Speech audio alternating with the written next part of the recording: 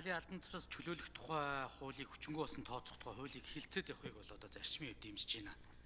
Гэхдээ өнөөдрийн энэ өглөөний чуулган дээр явж байгаа асуудлууд бол мэтгэлцээнүүд ерөөсөө л нэг зорилгыг л яриад байна л та. Хүнсний аюулгүй байдлаа яаж баталгаатай хангах вэ? За энэ үйл ажиллагаанд дотоодын тариаланчид энэ дотоодын аж ахуй нэгж байгууллагуудаа яаж одоо бодлогын хүрээнд дэмжиж явах вэ? Энэ нь одоо ямар ач холбогдолтой юм бэ гэдэг зүйл байгаад байгаа. За нөгөө талдаа хэрэглэгч буюу одоо монголчууд бид бас хямд тэгтээ чанартай ийм найдвартай одоо түүхийдтэй хийгдсэн ийм одоо хүнсний бүтээгдэхүүн хэрэглэх энэ асуудал бас цаана яригдж байна гэж ойлгож байгаа. Тэгэхээр яг зүгээр гол асуудал ерөөсөө энэ гаалийн одоо трейдийг чөлөөлөж бас нэг жил үзлээ. Энэ дээр бас одоо нийт гурилын үйлдвэрийн 40 орчим одоо хувь буюу тодорхой аж ахуй нэгж байгууллага үндсэндээ хаалгаа барьсан юм байна.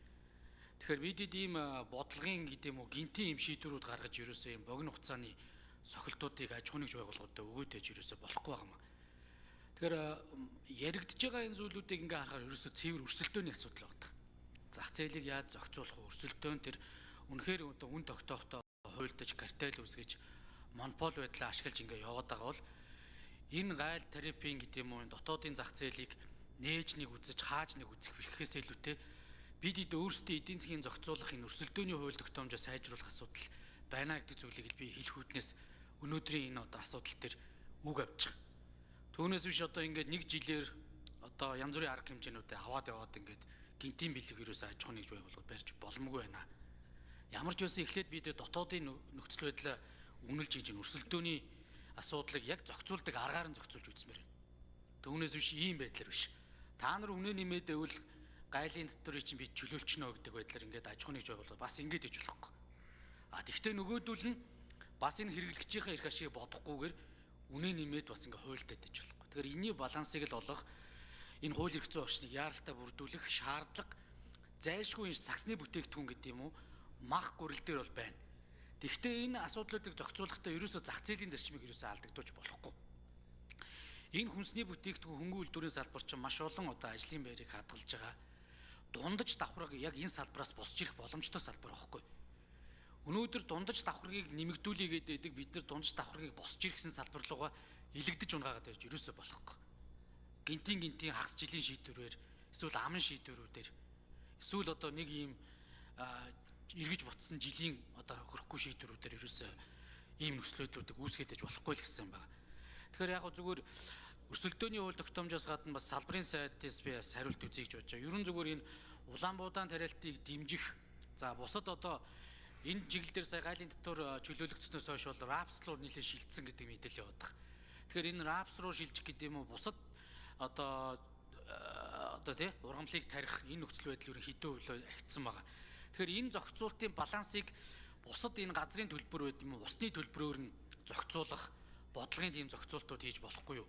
Илүү их улаан буудаа тариалах юуг нь одоо дэмжих. За магадгүй РАПС болон бусад одоо юун дээр бол илүү их газрын төлбөр нь арай улаан буудаа тариасаас өндөр байх шээ. Гэхдээ яг энэ чиглэлдээ мэдээж малын ертөнцийн мал аж ахуйг хөгжүүлэх үүднээс энэ малын тижэл энтрийг тарих асуудал бодлогоор явах хэрэгтэй. Тэгэхээр би зүгээр өнөөдрийн одоо асуулт гэхээс илүүтэй гэхдээ бас инквайри сайтыг бас хариулаасаа гэж үсэж байна. Энэ одоо өөрчлөлтийн сөрөг үр дагавар нь юу гарсан юм бэ? За энийг одоо засах болцоо нь юу байгаа юм бэ? За тэгээд ер нь яг энэ хууль зорилгоо биелүүлсэн гэж та нэг хэлж илээ. Одоо танилцуулах дээр энэ ямар за инквайри сайт хариулт өгье. Хуулийн зорилго бол ганцуудын хохирлыг барагдуулахад хямд гурил, хямд тэжээлээр хангах шаардлага байна гэж үзсэн. Ингээд импортоор квотгүй хязгаарлалтгүй авсан. Ингээд доктортой байдал хангагдсан үр дүнд үн унсан байна. Би үйлдвэрүүдийн одоо үнийг танилцууллаа. Дунджаар 1 кг 1-р гурил 1500-аас 2000 төгрөгөн дээр үйлдвэрээс хөдөлтаанд шилжиж байна. Инхээр энэ зорилго бол биелжээ гэж би хэлээд байгаа юм. Хоёрдугаарт энэ уулуурхаагаас ангид эдийн засгийг бий болгох гол тулгуур нь энэ хүнс хөдөө аж ахуй хөнгөн үйлдвэрийн салбар. За энэ салбарын маань ерөөсөө хамгийн том суурь нь газар тарилан байна. Тэнд тарж ээж ургаж ээж тэр нь малын тэжээл гахаа дахианы тэгжээл за энэ өөрөө хөнгөн үйлдвэрийн хүнсний үйлдвэрийн гол түүхэд болж байгаа зүйл маань газар тариалангаас бий болж байгаа. Газар тариалан нь өөрөө үр тариан дээр тогтож байгаа. Улаанбуудаа тариалтыг бид аль болох нөгөө стратеги гэдэг талаасаа бодож доктортой тариалтыг хангаж явах нь онцгой чухал байдаг. За мэдээж бас технологи сайжирж байна, тариаланчид маань бусад олон төрлийн таримл руу бас шилжиж байна. Зөвхөн ганц улаанбуудаа тариад ээж болдгоо. Заавал сэлгээ хэрэгтэй болдог.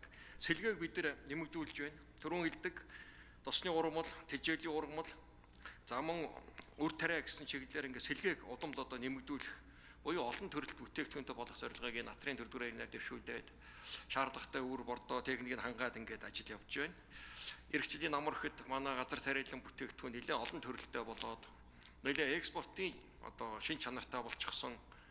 Газар тариалангаас бид нэг хамгийн багадаа нэг 100 сая долларын экспорт хийчихсэн ийм л зорилготой ажиллаж байгаа юм.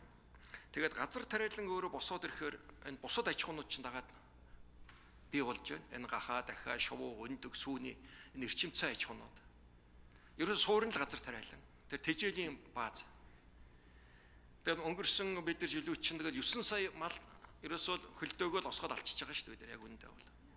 Тэгээд жоохон тэжээлтэй байсан бол, жоохон нөөцтэй байсан бол нэг ийм эрсд гарахгүй. Тэр $1 долларыг бид нар ингээд үр ашиггүй байгаль тавьд туучаад зуд гэдэг эзэн бийгүй өмд буруу гэдэг байгаа. Энэ бол одоо тун хариуцлагагүй. Сайн тэжээлээ тарья. Нөөцөө бүрдүүлээд ингээд байхад бол тэр гинтийн байгаль цагуур давтахаа болоод малчтын орлогонч доктортой, салбарч доктортой, хөдөө аж ахуй өөрөө их цогц салбар болохоор доктортой байдлыг их шаарддаг. Нэг нөгөөсөө маш хамааралтай байдаг. Зөвхөн одоо шууны аж ахуй гэхэд энэ жил 50,000 тонн үр тариа хэрэглэдэг болж эхэлж байна. Манай газар тариалангийн 10% шууных нь өндөгнийх нь хэрэглээд эхэлж байна.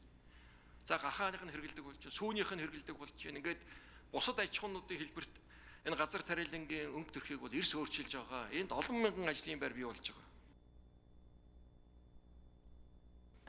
За бүрөвчийн сайн зүрх гишүүн тодруулжсав.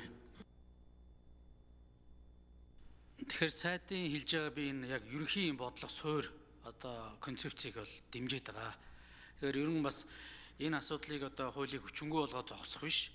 Ерөн одоо энэ газар тариалан, мал аж ахуй, эрчимцэн мал аж ахуй дэмжих энэ одоо өрсөлдөөний ил тод болгох энэ бодлогын бусад хууль тогтоомжуудаа бас засгийн газар анхаараач гэдэг зүйлийг би эцэст нь хэлгэсэн. Яг энэ газар тариалангийн салбарт өрсөлдөөний зохицуултыг яаж хийх юм, монопол үсэтэй бол ямар зохицуултуудыг авч хэрэгжүүлэх юм. Шууд хил гайлаа нээх гэхээс илүү наадлын дотоодын арга хэмжээнүүдээ бид нэр эхлээд авах хэрэгтэй байхгүй. За дээрэс нь яг нь ерөн ковидын гэдэг юм уу, иймэрхүү дэлхийн нийтийг хамарсан одоо үзэгдлүүд болохыг бас үгүйсэхгүй байгаа. Тийм учраас би энэ хөдөө аж ахуйн салбар дээр хамаагүй донцолгож янз бүрийн одоо юу гэдэг ийм богино хугацааны одоо шийдвэрүүдээр бас энэ салбартаа тодорхой бус байдлуудыг үүсгэж ээж болохгүй гэдэг зүйл дээр бол зарчмын хувьд байгаа. Тэгээд энэ дээр хаана анхаарч энэ одоо зөв хууль тогтоомжуудын одоо орчныг бүгдээрээ бүрд. За харин тэг гишүүдийн инквайри сайд бас энийг нь зөв ойлгох хэрэгтэй тийм ээ. Гишүүд бол одоо мэдээж одоо татвартай байх, татваргүй байх гэдэг асуудлаас гадна ер нь цаашдаа яг ямар зохицуултууд хийж үн өсөхгүй байх нөхцөл хангагдах юм бэ гэдэг дээр л төвлөрөөд байгаа гэдгийг салбар талаас их зөв хараарай. Түүнээс одоо татвар тавиулан тавиулахгүй гэж хэрүүл хийж байгаа даа болно ш.